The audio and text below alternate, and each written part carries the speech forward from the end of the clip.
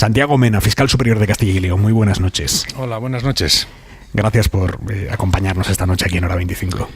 Gracias a ustedes. Una pena ya lo siento, no haber podido acudir a Tabullos, que en fin, pues me hubiera gustado. No se preocupe, le pillaba 3 horas de casa. Bueno, sí. Pero en fin, escuchando lo que estaba escuchando, tampoco sería. Pero bueno, en fin, aquí estamos.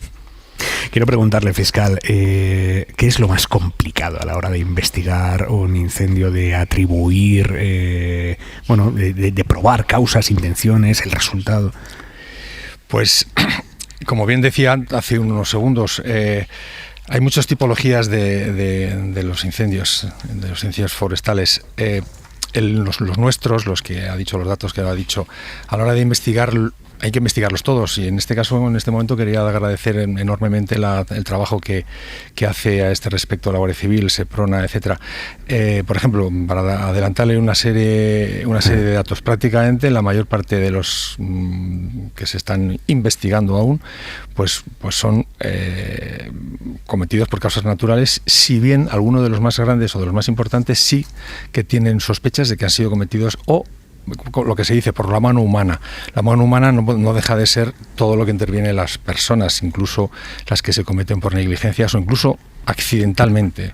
Detrás de un incendio, de una chispa del ferrocarril, pues evidentemente pues ha habido una intervención humana no voluntaria, por lo tanto difícil de responsabilizar.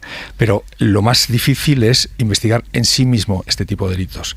Como decían hace un rato algunos de los bomberos que han hablado, ha habido perímetros de más de 100 kilómetros de perímetro del incendio. Punto de investigar ahí, claro. Claro, entonces, pero no obstante, prácticamente con el tiempo que se requiere, que bueno, lo suelen hacer en un tiempo prudencial, se llega a la conclusión casi todos de las causas.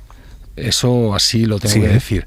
Sí, lo hacen maravillosamente, y yo quiero hacer una vez más aquí un reconocimiento de estos cuerpos de élite, porque no dejan de ser de élite para investigar este tipo de delitos. O sea, son forenses de incendios, como las autopsias de los cuerpos, las autopsias de los montes. Directamente. Entonces, a partir de ahí, pues hay que discriminar los incendios por causas naturales, que se suele coincidir y exactamente descubrir, las negligencias, pues a veces también, y ahí están pues la propia investigación sobre el terreno, los testificales, etcétera, y los no determinados.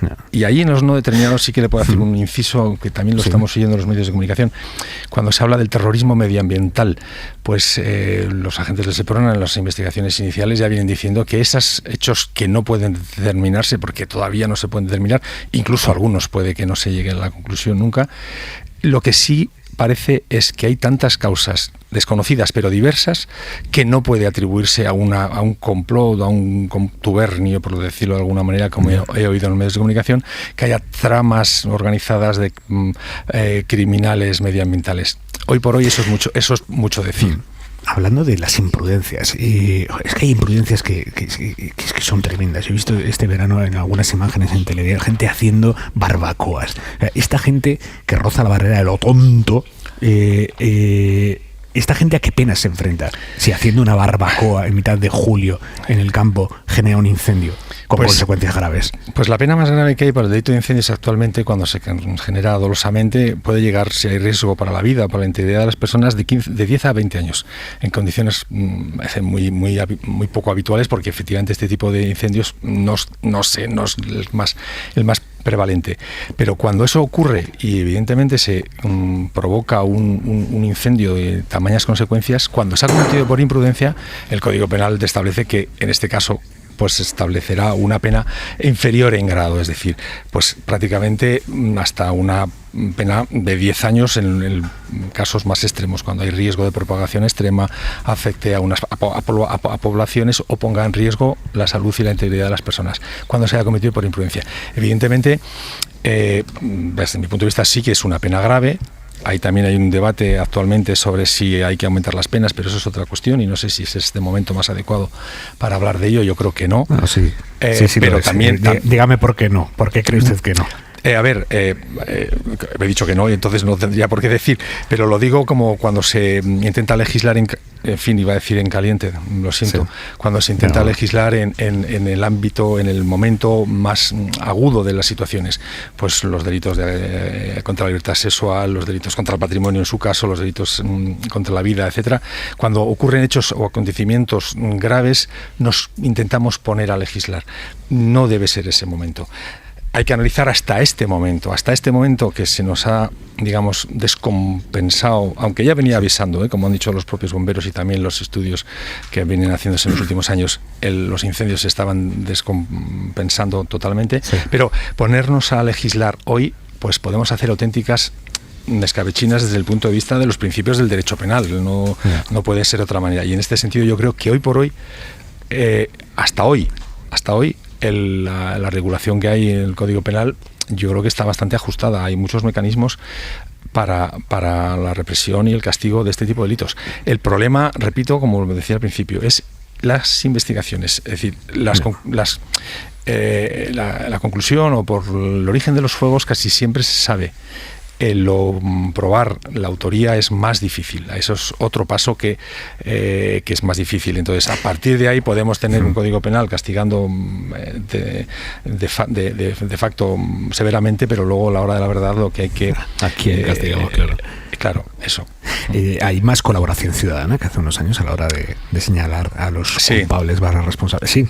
Sí, a ver, efectivamente es algo que se nos está metiendo a todo el mundo. En fin, yo hablo desde varios ámbitos, como fiscal, modestamente, y como habitante del ámbito rural, que cuando ha dicho pues el señor Maraña, creo que ha sido, cómo hacían los pueblos antiguamente hace 40 años, no muchos, la limpieza de los montes, las llamadas veredas, la colaboración entre los vecinos, eso lo he hecho yo cuando era chaval.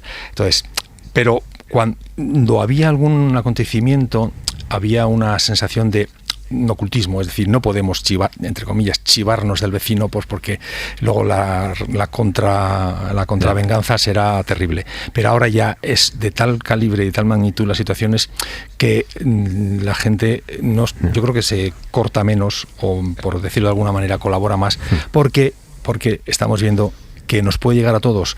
Es decir, hasta hace no mucho, pues quizá lo tenías más compartimentado, una persona tenía un huertecito, tenía su finca, tenía su pastito, etcétera, pero ahora ya no hay manera de controlarlo, entonces hay que ponerse a ello. Fiscal, le pregunta Antonio Vega.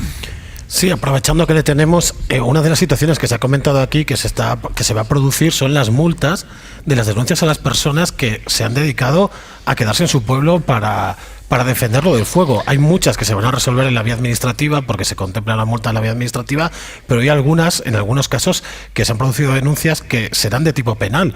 Y incluso tenemos algún alcalde de esta provincia de León, no vamos a decir ahora su nombre, que ha sido denunciado por atentado a la autoridad, por resistirse a abandonar el pueblo y pedirle a sus vecinos que se quedaran. ¿Cómo se va a abordar esto desde la justicia?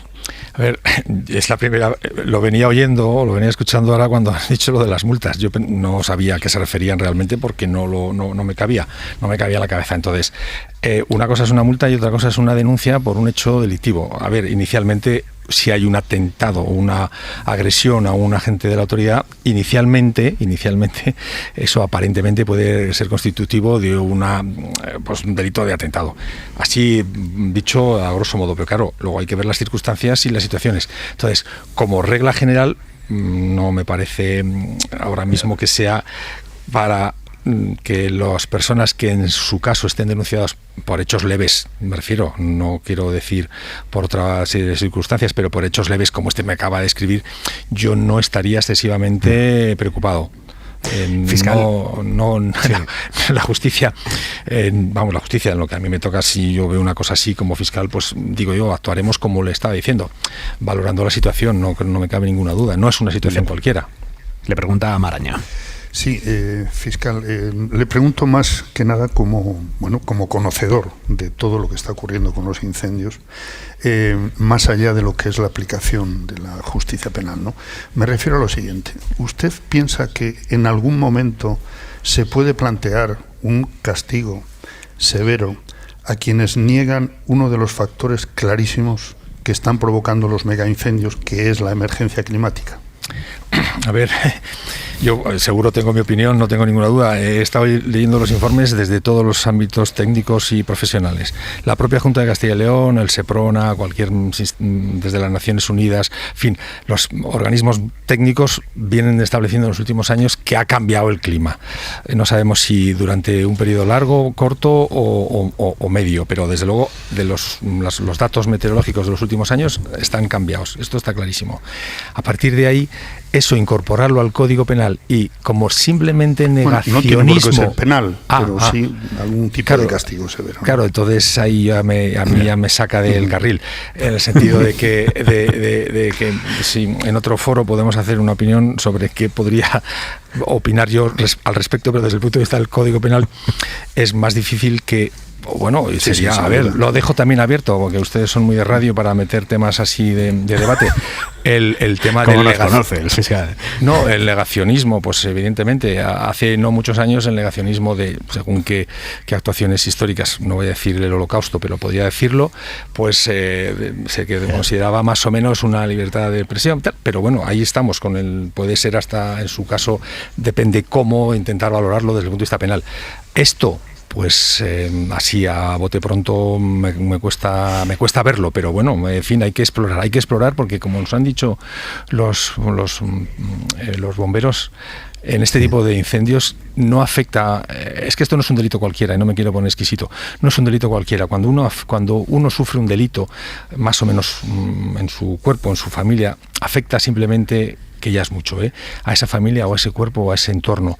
Pero esto es algo tan desmesurado que antes o después nos vamos a dar cuenta que nos afecta a todos. Es decir, se ha quemado la extensión del País Vasco, parte de La Rioja, todo junto en un territorio que es España. Eso no solo afecta a la gente que desde este momento les mando el abrazo, que han padecido cómo se les ha quemado toda su vida. O sea, no solamente les afecta a ellos, nos afecta a todos nosotros. Nosotros no podemos transitar por el Barnido de la Reina, ni por las Médulas, ni por ninguno de todos esos sitios, porque ya no están. Es decir, eso no tiene parangón. Es uno de los delitos más graves. Uno de los delitos cuando se pruebe que ha habido un delito. El hecho en sí, desde el punto de vista social, hay que darle muchas vueltas. Eso que me dice el señor Marañas sobre si el negacionismo puede ser delito, o cómo sancionarlo, cómo castigar, pues habrá que dar una vuelta. Hoy por hoy no me atrevo a decir cómo, pero no descarto nada. Santiago Mena, fiscal superior de Castilla y León, muchísimas gracias. Buenas noches. Pues nada, muchas gracias a ustedes.